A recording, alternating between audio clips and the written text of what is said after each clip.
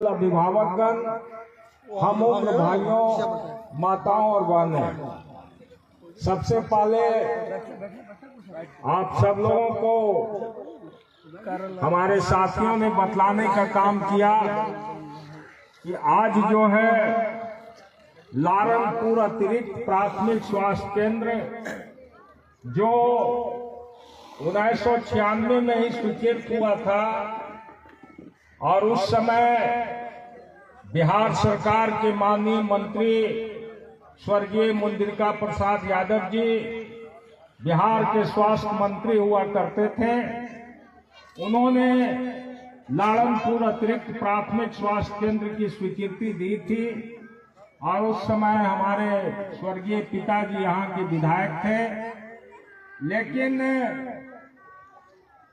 कतिपय कारणों के कारण ये अस्पताल जो है चल रहा था एक निजी मकान में। बाद में इस भवन का निर्माण हुआ तो इस भवन में अस्पताल को स्थानांतरित किया गया। फिर भी जो जरूरत थी यहाँ, चूंकि अतिरिक्त प्राथमिक स्वास्थ्य केंद्र बनाना था और ये इलाका लारनपुर का दक्षिणी पूर्वी छोर पर बसा हुआ अंतिम पंचायत है, जो इस्लामपुर से लगभग 14-15 किलोमीटर की दूरी पर है। आज तो आवागमन का साधन बहुत सुलभ हो गया। उस जमाने में आवागमन की क्या स्थिति थी, हमारे बड़े बुजुर्ग लोग जो यहाँ बैठे हुए हैं उनको पता होगा। और उन्हीं कठिनाइयों को देखते हुए हम लोगों ने यहाँ अस्पताल का स्वीकृति कराया था। लेकिन दुर्भाग्य ये रहा कि बगल में इस्लामपुर का बाड़ी में अतिरिक्त प्राथमिक स्वास्थ्य केंद्र बना दिया गया, उसके बगल में धमौली में अतिरिक्त प्राथमिक स्वास्थ्य केंद्र बना दिया गया। लेकिन लारनपुर जो कि 29 बरस पूर्व स्वीकृत अस्पताल को यहाँ के जो जनप्रतिनिधि थे उसको मानचित्र से हटाने का काम किया। और जब मैं विधायक बना तो हमने वादा किया था कि हम इस पंचायत में जो आधारभूत संरचना है, जो इंफ्रास्ट्रक्चर है, उसको हम मजबूत करने का काम करेंगे।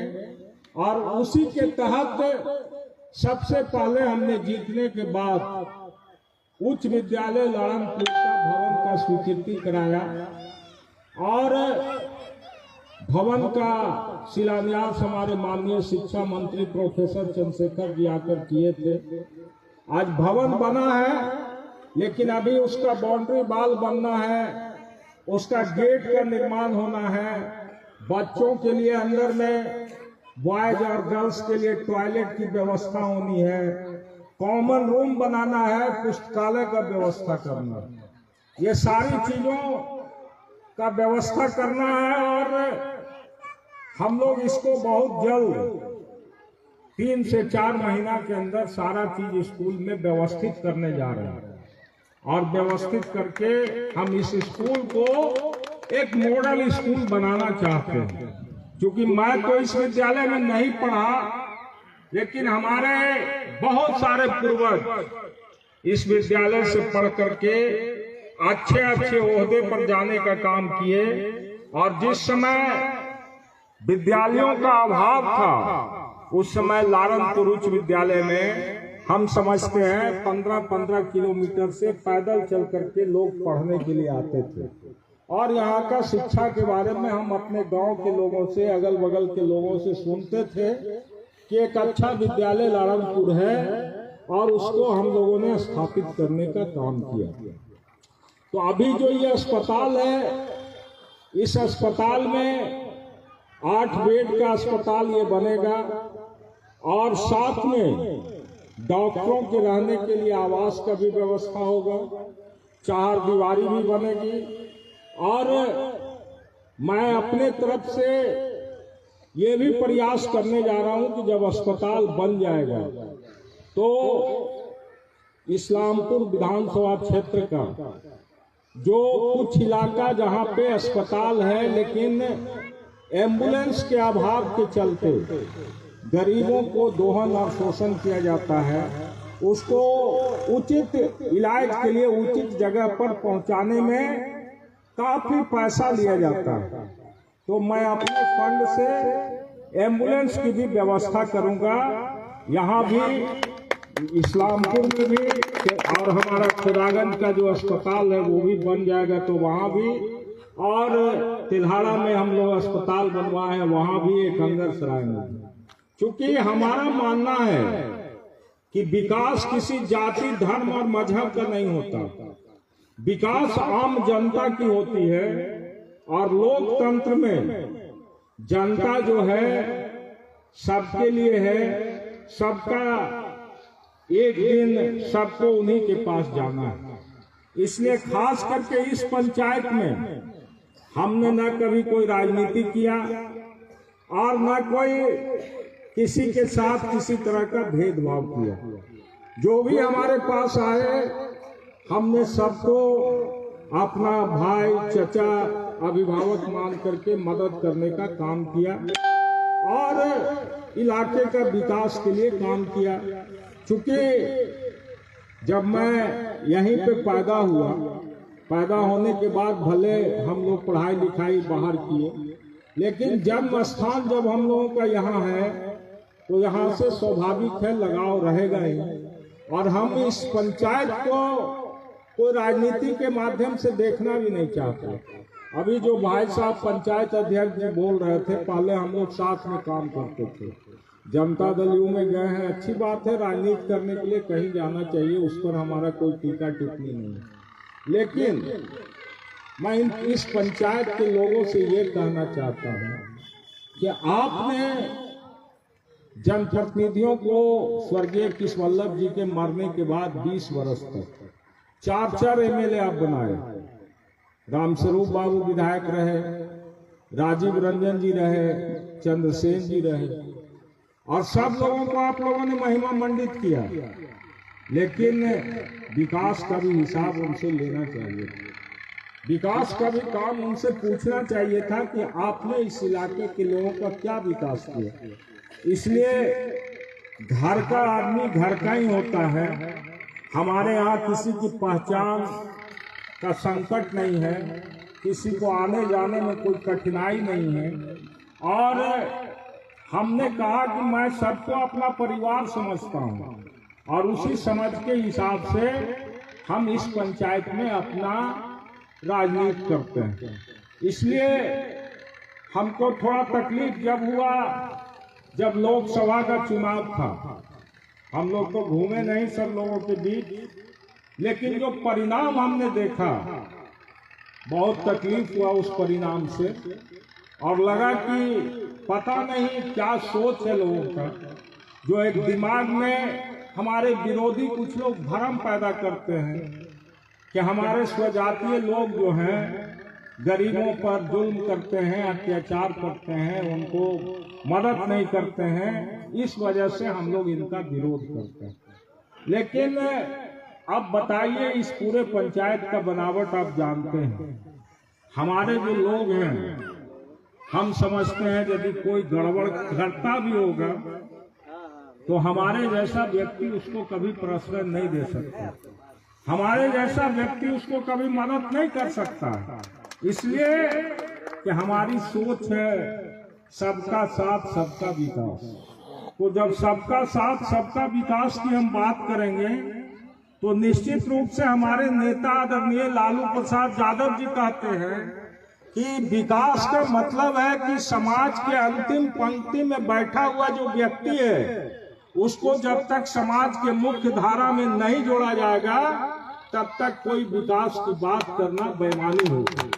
इसलिए हम उनके शिष्य हैं और हमने राजनीति उन्हीं से सीखा और अपने पिताजी से सीखा।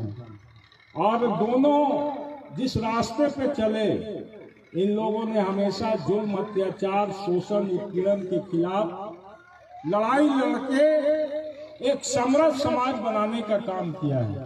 और उनके जब हम लोग अनुयायी हैं, हम अपने को जब समाजवादी कहते हैं और साम्यवादी लोग भी हम लोग के साथ हैं, तो निश्चित रूप से बिहार के अंदर एक जो मूलभूत परिवर्तन हुआ, आप सब लोग देखे होंगे, जो नौजवान हैं उनको पता नहीं होगा। 1990 के पहले का दौर को देखिए और 1990 के बाद का बिहार को देखिए। आज बहुत सारे लोग जब हम लोग कानून व्यवस्था की बात उठाते हैं कि बिहार में प्रतिदिन अपराध बढ़ रहा है, हत्या हो रहा है, डकैती हो रहा है, लूट हो रहा है, अपहरण हो रहा है, तो हमारे विरोधी लोग बेवजह इस मुद्दा को गौन करने के लिए कहते हैं कि आपके समय तो जंगल राज था। मेरा जंगल राज यदि आप लालू जी की राज को कहते हैं तो लालू जी का क्या कसूर था? लालू जी ने यही ना कहा कि मछली मारने वाले लोगों, गांव में काम करने वाले गरीबों, जो समाज के सबसे नीचे तबके के लोग हो, वो भी तुम समाज के अंग हो और तुमको भी समाज की मुख्य धारा में जोड़ना हमारा काम है। और इस बात का यदि तकलीफ किन्हीं को लगा तो उन लोगों ने जब विरोध किया तो निश्चित रूप से विरोध का प्रतिरूप विरोधी होता है। तो वो दौर था सामाजिक परिवर्तन का, और सामाजिक परिवर्तन का दौर बिहार में जब शुरू हुआ तो बिहार के अंदर लालू प्रसाद जी ने खड़ा होकर के पहला व्यक्ति था कि कहा कि बिहार के जो उच्च वर्ग के लोग हैं उनके भी गरीबों को आरक्षण हम देंगे, और 10% आरक्षण की मांग करने वाला सबसे पहला व्यक्ति कोई है तो वो लालू यादव थे। आज भले बड़े लोग बन जाए कि हमने इस बात को उठाया, उसने उठाया, लेकिन लालू जी ने इस बात को पार्लियामेंट के अंदर कहा था कि EWS के लोग जो है वो भी यदि गरीब हैं तो उनको समाज की मुख्य धारा में जोड़ने के लिए हम 10% आरक्षण देंगे और ये आरक्षण की व्यवस्था होगी। लेकिन दर्द कब होता है? दर्द होता है कि जब हम पिछड़ों को, दलितों को, अकेलियतों को समाज के मुख्य धारा में जोड़ने के लिए जब आरक्षण की सीमा को बढ़ाते हैं तो आज जो बैठे हुए हैं शासन सत्ता में लोग, वो अपनी स्थिति को न समझते हुए गरीबों का ही शोषक बन करके बढ़े हुए आरक्षण के प्रतिशत को रद्द कराने के लिए न्यायालय का सहारा लेते हैं। आज बिहार में बड़े पैमाने पर वैकेंसी हो रहा है, और ये वैकेंसी जो होने जा रहा है, अभी एक भी नई वैकेंसी नीतीश कुमार जी की सरकार ने नहीं निकाला है। घोषणा उन्होंने किया है यदि वैकेंसी निकलता है तो आरक्षण का प्रतिशत नहीं बढ़ेगा तो गरीबों को, दलितों को, अल्पसंख्यकों को कहां से इसका लाभ मिलेगा? कहां से इसका लाभ मिलेगा? क्योंकि वो कोर्ट से रद्द हो गया, और रद्द होने के बाद एक ही विकल्प था। हमारे नेता तेजस्वी जी ने बिहार विधानसभा में इसको मुद्दा बना करके उठाया और कहा कि हम लोग, हमारे पिताजी आदरणीय आदरणीय श्री लालू प्रसाद यादव जी ने जातीय गणना की बात कही थी, और जातीय गणना बिहार में हुआ, और जातीय गणना के बाद जो बिहार का स्वरूप आया, जो गरीब हैं, कौन जाति के कितने गरीब हैं, उनको क्या समस्या है, क्या दिक्कत है, क्या परेशानी है, एक एक चीज को नोट किया गया। और यही माननीय नीतीश कुमार जी मुख्यमंत्री थे और तेजस्वी जी उप मुख्यमंत्री थे। सरकार ने घोषणा किया कि 1,96,000 परिवार बिहार में ऐसा है जिसको रोजी रोटी की समस्या है, दोनों टाइम उसको भोजन नहीं मिलता। सरकार उसको मदद के लिए 1 लाख रुपया प्रत्येक परिवार को देगा उद्योग के विकास के लिए। और जब उन्हीं की बात को हम लोग गिनाते हैं तो कहते हैं कि तो कोर्ट में मामला चला गया। कोर्ट में मामला चला गया, लेकिन हम लोग जिस समय इस बात को कह रहे थे कि संविधान के 9वीं अनुसूची में इस बढ़े हुए आरक्षण को आप दर्ज कीजिए, क्या था? आप लोग बुद्धिजीवी नौजवान लोग हैं, आप लोग को पता होगा। संविधान का 9वें अनुच्छेद में यदि अनुसूची में ये शामिल हो जाता तो न्यायिक पुनर्समीक्षा नहीं होता, कोर्ट का कोई पावर नहीं है। भारत का संविधान कहता है कि 9वीं अनुसूची में जितने चीज शामिल किए गए हैं उसका न्यायालय में कहीं भी कोई भी उसके खिलाफ नहीं जा सकता है और न्यायालय उसको पुनर्समीक्षा नहीं कर सकती है।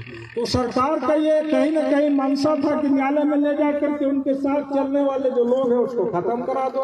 और खत्म कराने के बाद क्या हुआ, जब हम लोगों ने कहा कि माननीय मुख्यमंत्री जी आपकी इच्छा है तो नया बिल इंट्रोड्यूस कीजिए और नया बिल लेकर के आइए, हम लोग खड़ा हैं, सब मिलकर के पास कर देंगे। 75 या 85% का बिल लाइए। नीतीश बाबू भाग गए अपने कुर्सी पर से। हम लोगों ने कहा बिल नहीं तो अध्यादेश लाओ, और अध्यादेश ला करके 6 महीना चला, फिर इसको बढ़ाओ, हम लोग साथ हैं, लेकिन उस पर भी भाग गया। तो भाई बात कहने से नहीं होता है, जज्बात आपके अंदर होना चाहिए जिसके बारे में आप सोचते हैं। जब तक जज्बा नहीं होगा तब तक आप में सोच पैदा नहीं होगा। इसीलिए हम इस पंचायत के लोगों को कोई राजनीतिक भाषण हम नहीं करना चाहते। हम यही कहना चाहते हैं कि अस्पताल बन रहा है, इसको बनाने में आप लोग भी सहयोग कीजिए और जिनको जो करना होगा चुनाव के समय कीजिएगा। विकास में कोई भेदभाव मत कीजिए, विकास में कोई भेदभाव नहीं कीजिए, तभी विकास हो सकता है।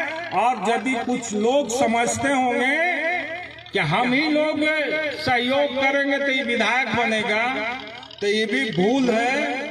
राजनीति को 50 वर्ष से इस्लामपुर की धुरी को हम लोगों ने भी देखा है। 50 वर्ष से तो हम नहीं है राजनीति में, हमारे पूर्वज थे। हम लोग भी 25 साल से राजनीति में सक्रिय हैं। जमाना बदल गया है, जमाने के साथ सोच बदलिए। सोच नहीं बदलिएगा तो पीछे चल जाइएगा, मुख्य धारा से आप हट जाइएगा, कट जाइएगा। इसीलिए हमने कोई भेदभाव नहीं किया है। यदि किन्हीं को भेदभाव करना होगा करिएगा, लेकिन विकास में भेदभाव नहीं कीजिए। अभी इसके बाद हम लोग बगल में पंचायत भवन बनाने जा रहे हैं।